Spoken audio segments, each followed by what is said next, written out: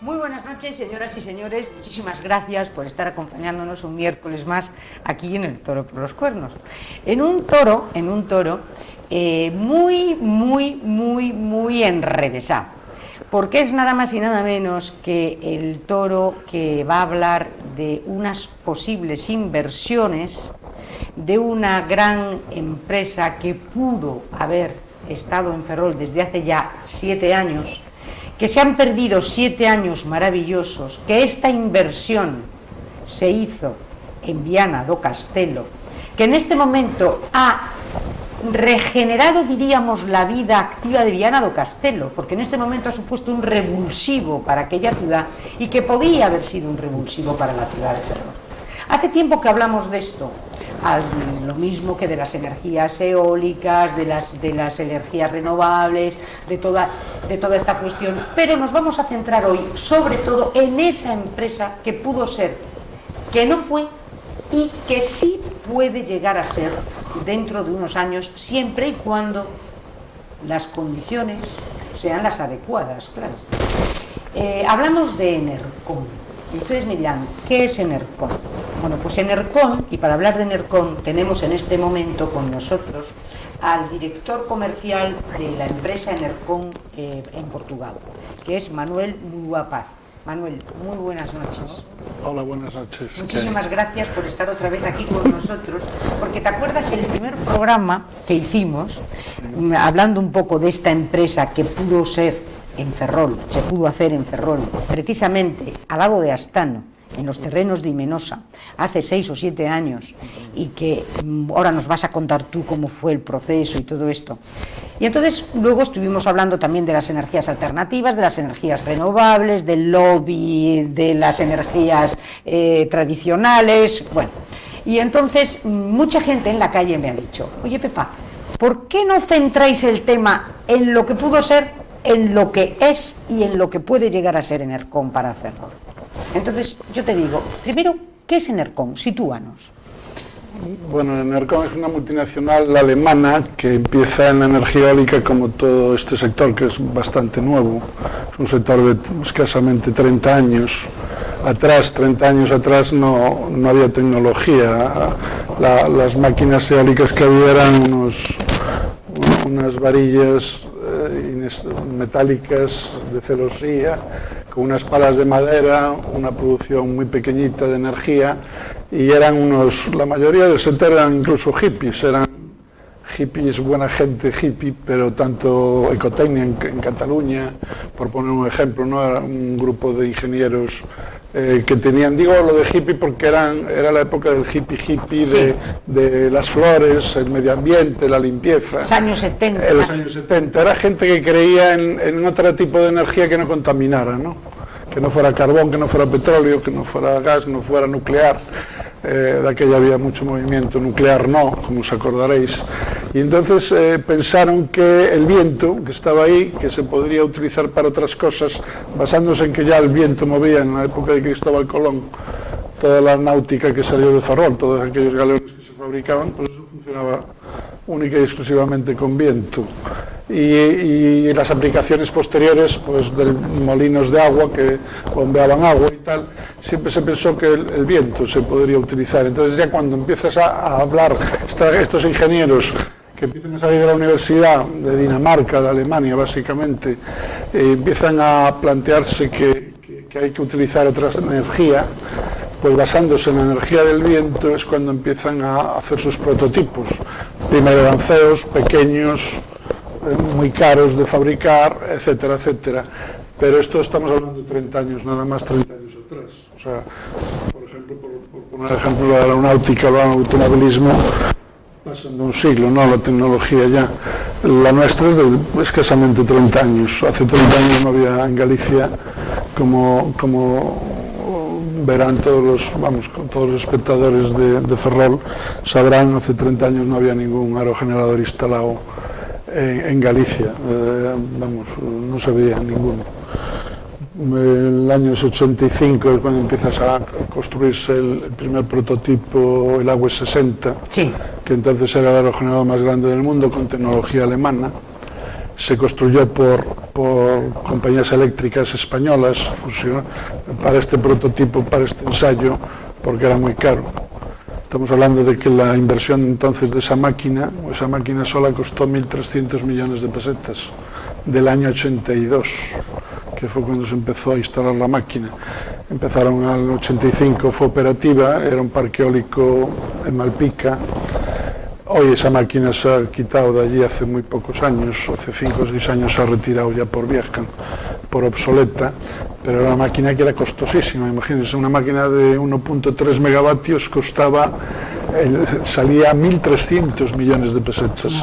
Era una barbaridad. Hoy, cada molino. Cada molino. Cada molino era lo que... Sí, era una máquina totalmente carísima, pero fue el prototipo, fueron las máquinas, de ahí salió toda esa tecnología. Las palas se construyeron en Ferrol, los tubos de acero se construyeron en Ferrolterra, la pintura, los revestimientos y impermeabilizaciones salieron de Ferrolterra. Mucho. Pues todo esto que lo construía Gamesa, por ejemplo.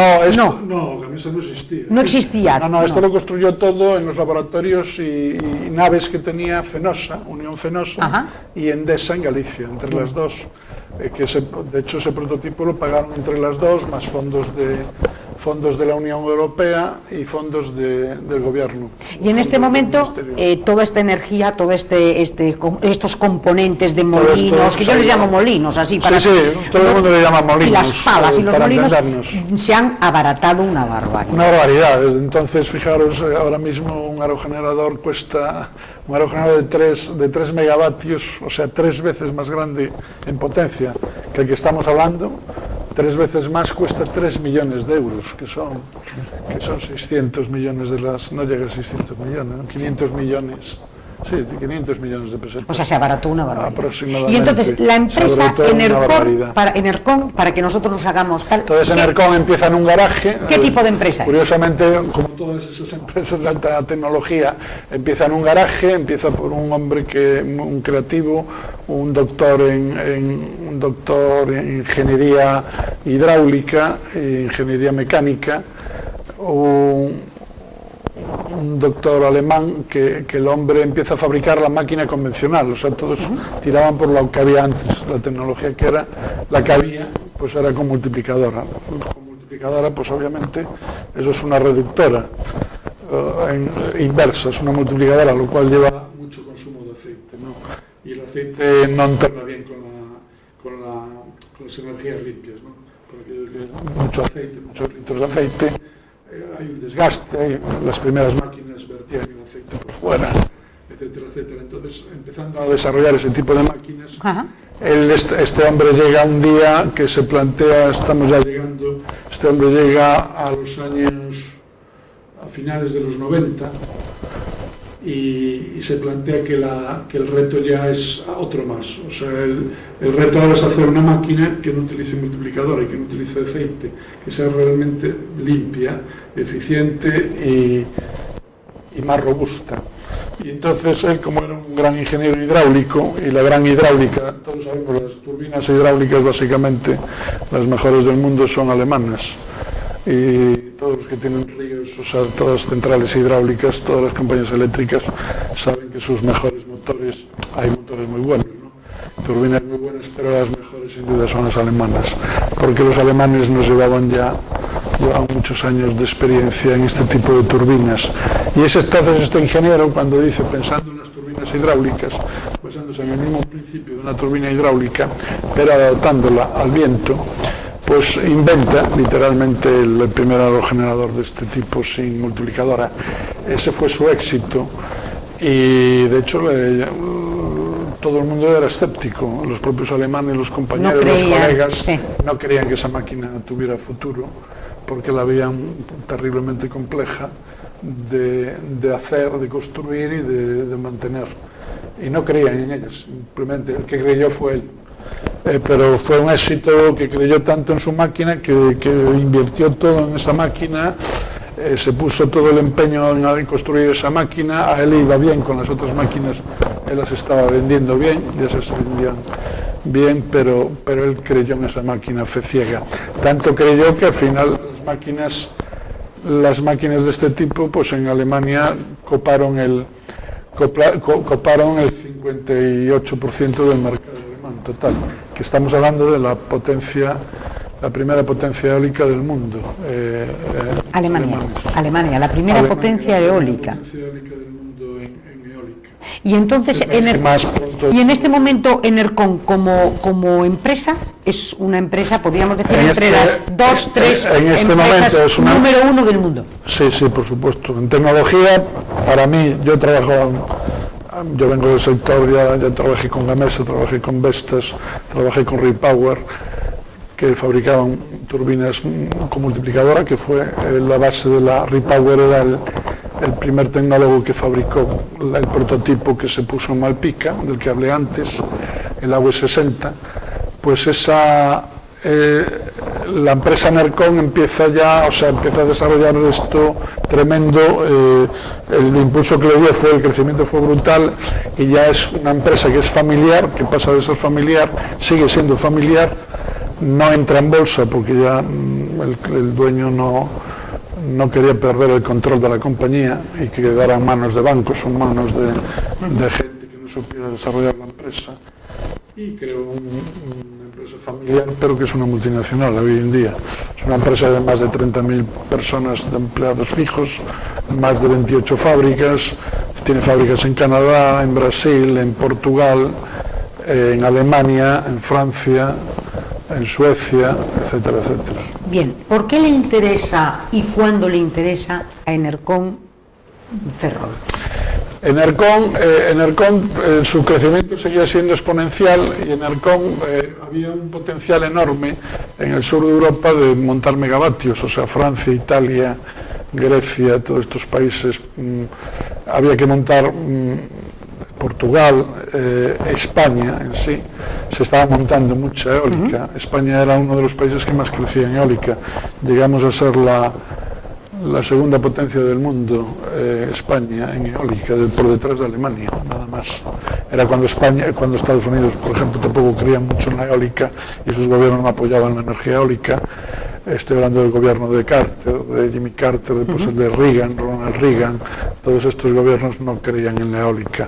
Había prototipos, se ponían prototipos, algunas máquinas de madera antiguas, pero Estados Unidos no había desarrollado la eólica ni le interesaba. Entonces tenían un petróleo y gas barato y no creían suficientemente en la eólica. Europa sí, porque la necesitaba. Europa nunca tuvo petróleo, salvo en el Mar del Norte, y a unos costes más elevados que los árabes, dado que es una plataforma marina, o sea, es extracción debajo del mar. Todos esos costes son mucho más elevados, ¿no? Porque se utilizan barcos y plataformas petrolíferas que son excesivamente costosas, ¿no?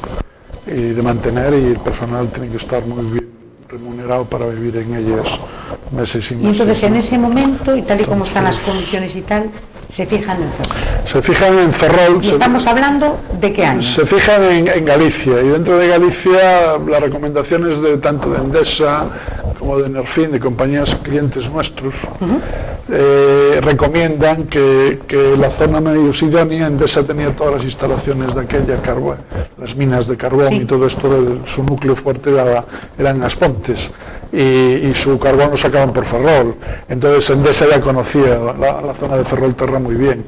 En Nerfin lo mismo. Nerfin tiene raíces gallegas, sus dueños y sus jefes, y conoce muy bien también el EGNOR. Es una compañía, una multinacional muy fuerte en electricidad, en energía eléctrica, y conocían también el mercado, lo conocían perfectamente. Entonces hicieron estudios de mercado que gastaron de su dinero, hicieron investigación de mercado, donde podrían ir las fábricas situadas, dieron varias opciones en Galicia, y una de las más idóneas era sin duda Ferrol, porque de Ferrol de aquella ya tenía una crisis naval brutal, no solo en Ferrol, sino a nivel mundial. Los coreanos Corea del Sur se estaba quedando con todos los pedidos de barcos petroleros, superpetroleros, y entonces eso estaba afectando muchísimo a la comarca de Ferrolterra. Entonces es ahí donde se fijan estos terrenos.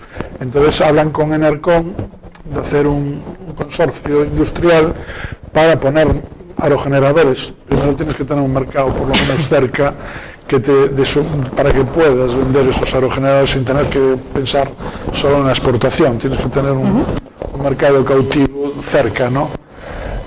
porque la logística es muy costosa. Estamos hablando de máquinas que pesan, la friolera, algunas pesan casi 1000 toneladas. Entonces, esa era la situación. ¿Me vas a perdonar un segundo? Sí, sí. Vamos a publicidad y seguimos con ustedes. Sí.